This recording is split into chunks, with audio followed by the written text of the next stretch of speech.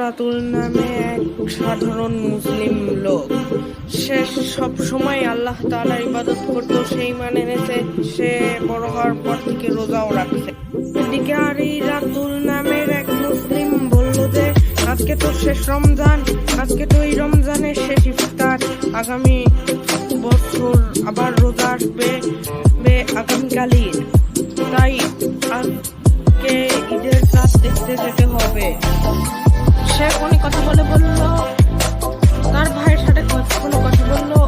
সে বলল যে আজকে তো শেষ রোজা, আজকে তো শেষ ইফতার, আগামীকালে, তাই সবাইকে ঈদ মোবারক, তোমাকেও ঈদ মোবারক ভাই। তারপর সেই ইফতারের সাথে বসে গেল।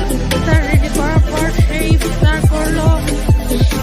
সেই ইফতার শেষ রোজার ইফতার মেনু ছিল ব্রেড বা খেজুর, মাংস, বাদাম, বিস্কুট, এই সবুজ সস, এই তো হলো হলুদ আর লাল আর ফলমূল, দুধ, তারপরে এই তো হলো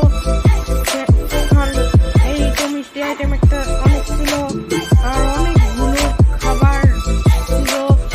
সে বললো যে ইয়াম্মি হয়েছে, আর তো শেষ ইফতার, আগামী বছর আবার রোজা পাবো যদি আমরা বেঁচে থাকি।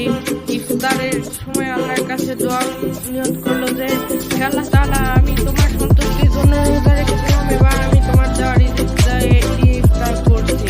তা বলে ইফতার শুরু করলো। এক গ্রামে বাস করতো রাতুল নামে এক সাধারণ মুসলিম লোক।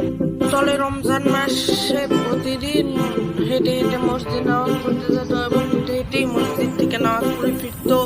সে প্রতিদিন আল্লাহর সাথে অনেক করতো, সেই মানে সে বড় হওয়ার পর রোজাও রেখেছে। সে পুরো রমজান মাসে প্রতিদিন ভোর রাতে